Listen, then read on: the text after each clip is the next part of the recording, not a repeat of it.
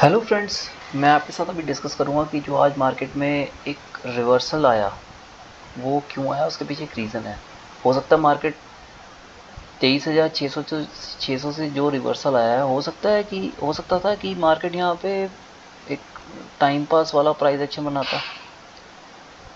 तो रिवर्सल ही क्यों आया यहाँ से? हो सकता था कि मंडे को रिवर्सल आया था। आज एक वैसे भी क्रूड ऑयल इतना ऊपर जा रहा है, तो उसकी वजह से मार्केट्स, इक्विटी मार्केट्स में काफ़ी सेल ऑफ आता है।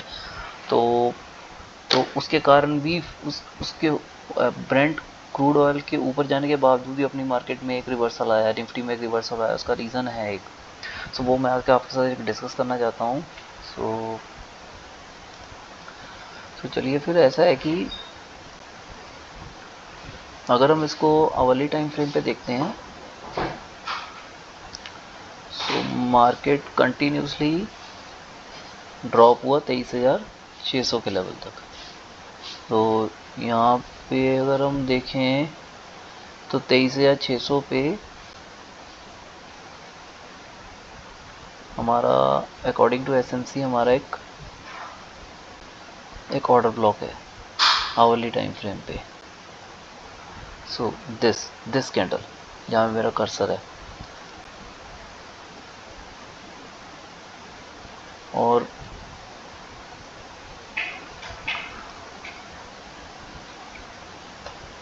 तो वैसे भी एक पुल बैक आने की उम्मीद थी। तो ऑर्डर ब्लॉक पे आया, बुलिश ऑर्डर ब्लॉक, तो यहाँ से एक पुल बैक आने की पॉसिबिलिटी ज़्यादा थी। तो पुल बैक आने का रीज़न मैं आपके साथ शेयर करता हूँ। और मैंने आज अपसाइड का ट्रेड भी लिया था, वो भी मैं आपके साथ शेयर कर देता हूँ। देखिए, मैंने स्क्रीन शेयर करी है आपके साथ। मैंने 23,600 की कॉल बाय करी थी एट द प्राइस ऑफ 168, और मैं जनरली एक लॉट पे ट्रेड करता हूँ। और मैंने एक अराउंड 29 पॉइंट्स बुक किए हैं। मैं भी लर्नर ही हूँ, स्ट्रगल कर रहा हूँ।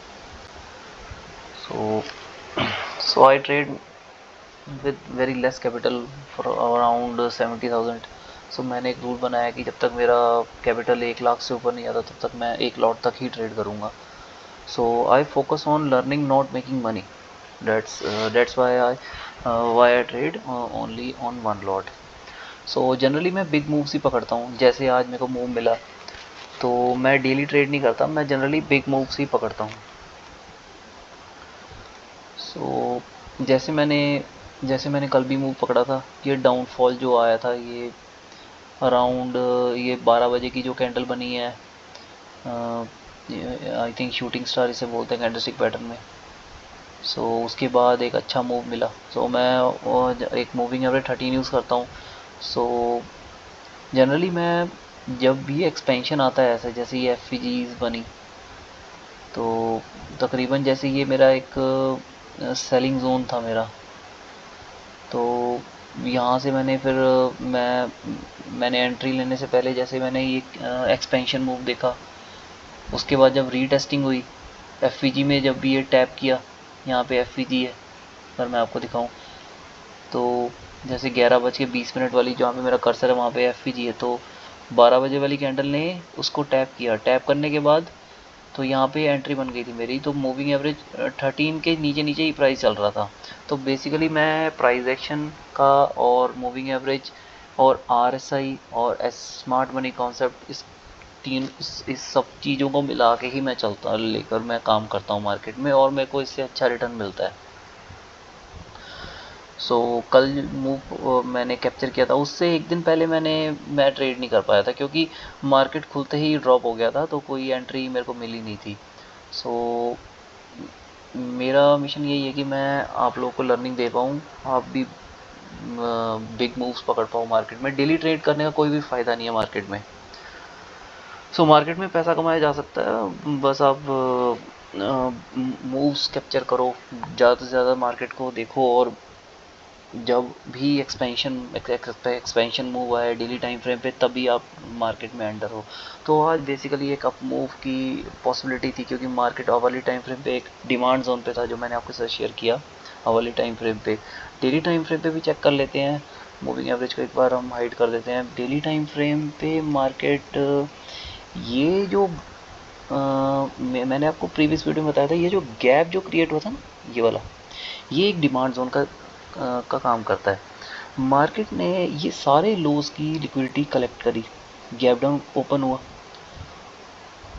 पुल बैक आने का रीज़न यही है, तकरीबन 15 जून, 23 जून, 24 जून, उसके बाद 30 जून, उसके बाद 8 जुलाई, इस सब के इक्वल लोज की लिक्विडिटी मार्केट ने आज उसके नीचे ही गैप डाउन ओपन हुआ।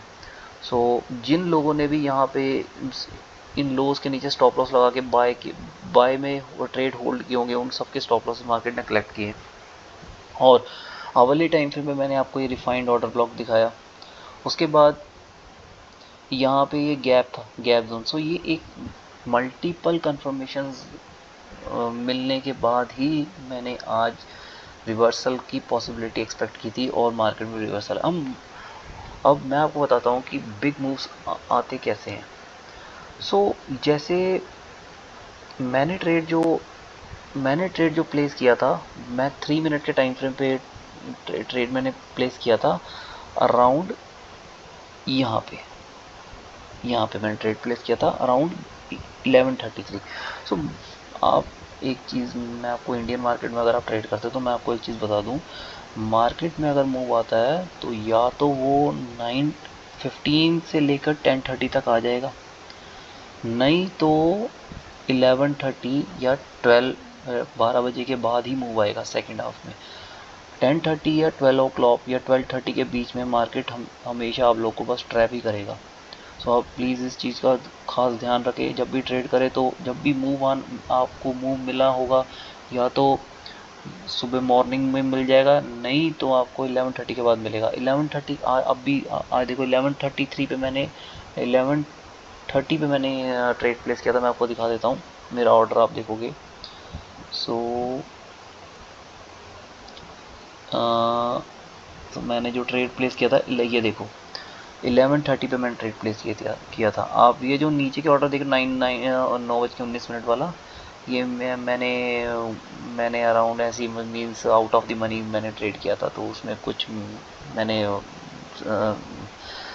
थोड़ी देर में मैं निकाल दिया, साथ जैसे ही लिया वैसे ही निकाल दिया। तो अब ये तो मैंने वैसे ही कर ले लिया था, आप इसको मत यहाँ पे ध्यान ना दीजिए। जो मैंने 11:30 पे, जब मेरा कर्सर 11:30 पे जो मैंने ट्रेड किया था वो मैं आपको बता रहा हूँ। तो मैंने मूव आने से जब मूव आया मैंने तभी ट्रेड लिया और मेरे को अराउंड 20 मिनट्स के अंदर मेरे को प्रॉफिट हो गया। सो मैंने यहाँ पे बेसिकली ट्रेड लिया। सो मेरा ट्रेड लेने का रीज़न है जो मैं आपके साथ शेयर करना चाहता हूँ, वो ये है कि आपको अगर लगता है कि डिमांड जोन में मार्केट आ गई है तो यहाँ पे एक मूव आ सकता है। सो उसको कैच करने का एक बहुत बड़ा फंडा है। उसमें ये होता है कि मूव आने से पहले मार्केट एक्सपेंशन देता है छोटे टाइम फ्रेम पे, जैसे मार्केट ने यहाँ पे दिया। यहाँ पे आप देखोगे 10:36 पे मार्केट ने ऊपर आना शुरू किया और 10:39 वाली कैंडल में गैप क्रिएट किया। उसके बाद ये जो जोन था, ये वाला ये ऑर्डर ब्लॉक वाली कैंडल, यहाँ से जब पहले जो मूव आया था एक रेड कैंडल बनी थी 10 o'clock वाली, उसमें एक एफवीजी क्रिएट होता। तो मतलब सीधी सी बात है, यहाँ पे सेलिंग एक्सपेंशन हुई है, सेलिंग आई है। तो ये तो है नहीं कि अब यहाँ पे हम डायरेक्टली ट्रेड प्लेस कर देंगे। जैसे प्राइस यहाँ पे अप्रोच किया, हम एक पुल बैक का वेट करेंगे। तो ऐसा था कि मैं वेट कर रहा था, यहाँ से पुल बैक आया तो जो कैंडल्स जो पहले बनी थी, एक्सपेंशन आया था, एफवीजी क्रिएट हुआ था। उसके बाद जब दोबारा फिर से जब पुल बैक आना शुरू हुआ तो वैसा पुल बैक नहीं आया जैसे पहले आया था। तो ऐसा था कि यहाँ पे सेलिंग कंज्यूम हो रही थी, यहाँ पे मीन्स सेलिंग के ऑर्डर्स कम थे, बाइंग के ज़्यादा थे। इसलिए यहाँ पे आप कैंडल्स देखिए, हर कैंडल में विक है, बायर्स की मौजूदगी मौजूद है यहाँ पे। तो पता लग गया कि वैसा मूव नहीं आ पाया। आरएसआई में भी देखोगे, आरएसआई में तो ऐसा वैसा कुछ नहीं दिख रहा। जो यहाँ पे जो सेलिंग हुई है वो बहुत ही मॉडरेट सेलिंग है, रेदर देन जो यहाँ पे जो सेलिंग हुई थी वो बहुत ही ज़्यादा शार्प थी। तो यहाँ पे बहुत मॉडरेट सेलिंग थी, तो एक्सपेंशन मूव भी आ गया। और जहाँ से सेलिंग शार्पली थी वहाँ से सेलिंग भी मॉडरेट आ रही है। तो ये सब पॉसिबिलिटी थी कि यहाँ से एक एक्सपेंशन हो सकता है। तो एफ क्रिएट हुआ, उसके बाद फिर से एक्सपेंशन आया। उसके बाद एसएमसी के अंदर ये जो एरिया आपको पता होगा, ये एक मिटिगेशन ब्लॉक था।